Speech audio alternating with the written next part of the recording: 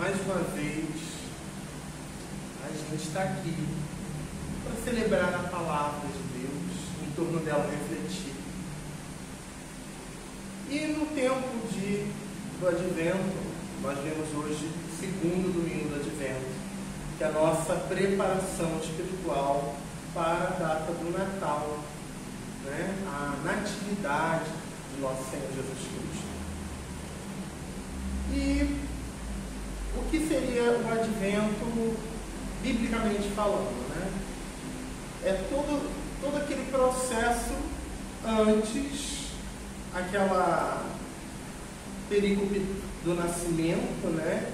A manjedoura, os anjos, aquela coisa que o Natal, ele se apropria muito bem daquele mito muito lindo, de muita alegria, de luzes.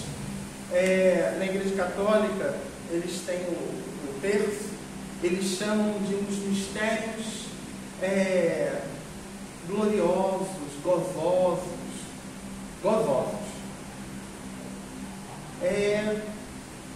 O primeiro mistério gozoso é a anunciação do anjo Maria. Depois se começa todos os avisos. Só que a gente lembrando, desde o Antigo Testamento, os avisos são dados. E eu ainda falo, não só no Antigo Testamento. Aí eu vou falar umas heresias aqui agora. E, né? Quem já ouviu falar de um livro chamado Fator Melquisedeque? Não ouviu nunca? É um livro, acho que batista, né? Se não for batista, é pentecostal, de um pastor. É onde ele, assim, muito... Não li, mas ouvi falar. Oi? Não li, mas ouvi falar. Ele, nesse livro, muito humildemente, ele fala que a vinda de Jesus, ela foi preparada em todas as formas, em todos os tempos, em todas as culturas, em várias línguas e regiões do mundo. Jesus, que é o Verbo de Deus, ele se preparou no mundo inteiro. Deus preparou o espaço em todas as formas de cultura para receber ele. Eu concordo, nisso eu concordo. Deus, ele é Deus, ele é o mesmo sempre, em todo lugar, em toda cultura. O Deus Criador, ele é um. Nós não acreditamos em vários deuses, nós acreditamos em um Deus só. E esse Deus só, ele sempre existiu. Ele não nasceu com a minha fé, ele não nasceu na data de fundação da minha denominação, ele não nasceu na data de fundação da minha igreja. Tem gente que fala, parece que Deus nasceu na data de fundação da igreja local. Deus não existiu antes, Deus nunca salvou ninguém antes e nem vai salvar ninguém depois, porque depois daquele grupinho ali não tem, aquele clube de santos e eleitos é perfeito e maravilhoso. O universo inteiro foi criado, os dinossauros passaram sobre a Terra, meteoro já passou, teve Pangeia, só para salvar aquela meia dúzia lá em São João de Meriti. Aquela meia dúzia. Não, Deus é poderoso, Deus, ele trabalha desde sempre, ele nunca parou. Quando a gente vai lá em Gênesis, Deus descansou. Aquilo ali é um símbolo para nós, porque ele mesmo não descansa nunca. Ele está sempre criando, ele está sempre em movimento. Deus não para, Deus é movimento eterno, Deus é eterno. E nessa eternidade dele, ele fez uma coisa, ele amou. Ele amou pequenas criaturinhas, lá em São João também. Pequenas criaturinhas lá em Belfort Roxo. Pequenas criaturinhas lá em Oiva. Pequenas criaturinhas lá no Vietnã. Pequenas criaturinhas lá em Papua Nova Guiné, em Camarões. Ele amou seus filhos e filhas espalhados no mundo inteiro, em todos os tempos.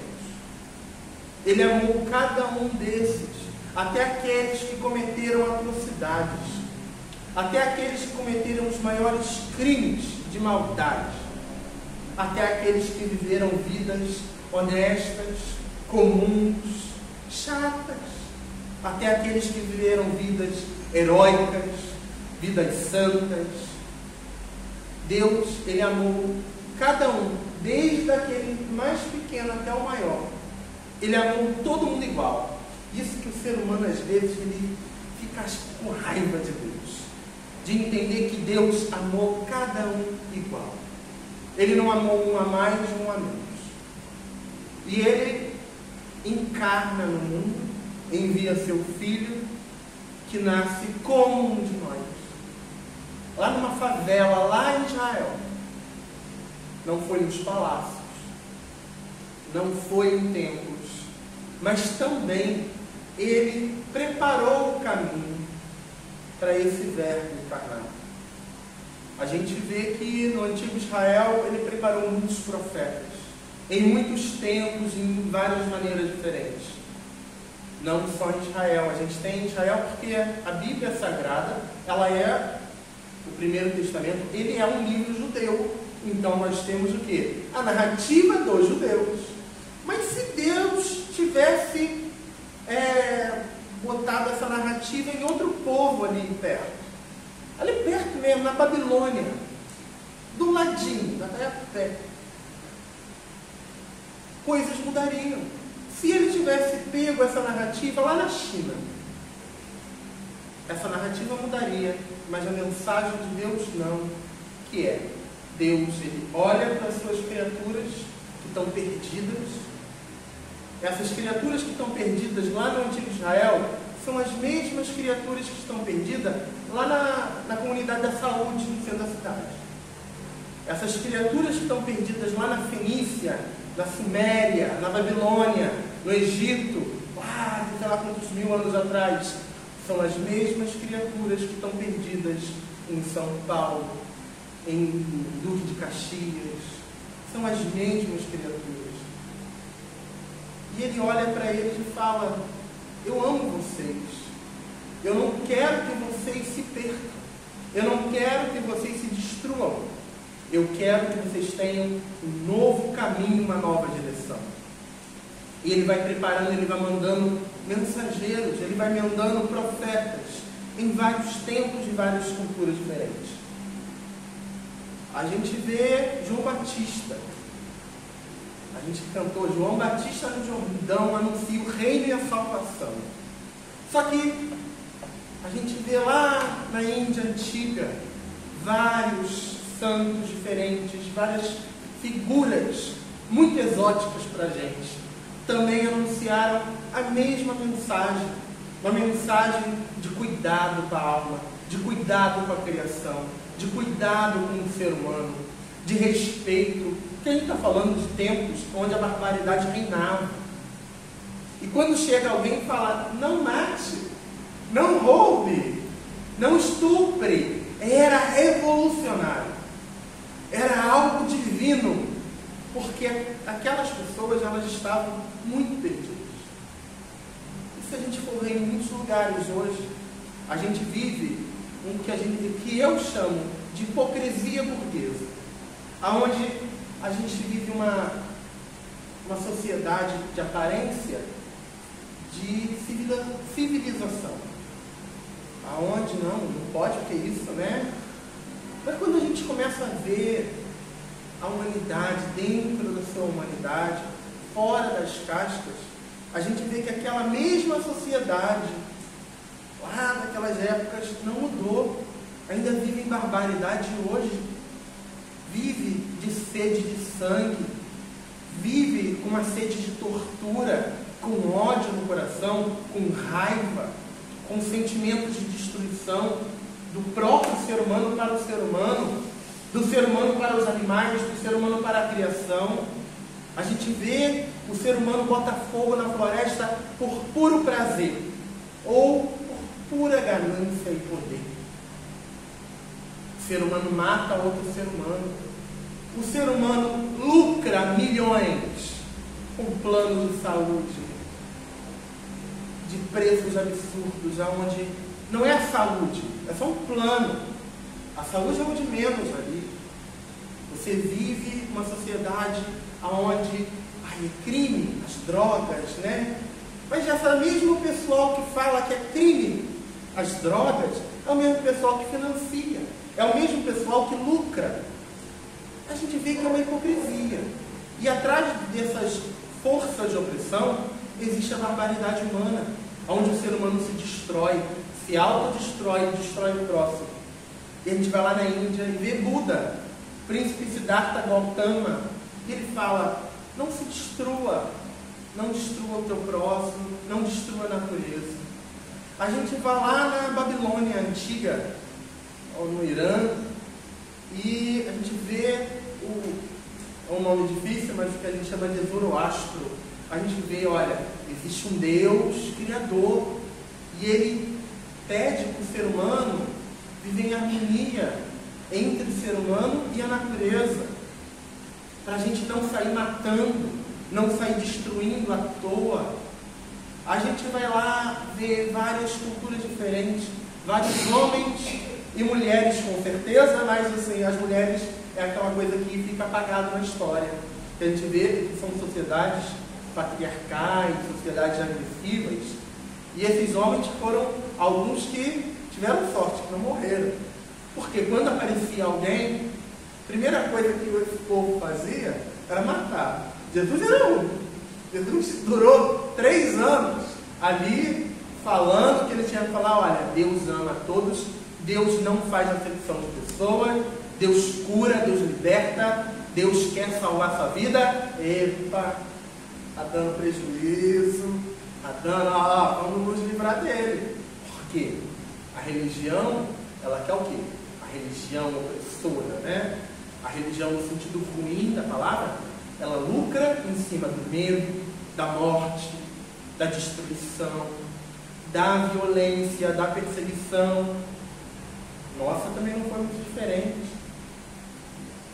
Antigamente chamavam de hereges, bruxas, seja lá o que for, mas a sede de sangue sempre está no olho do ser humano, que é levado por sua vaidade.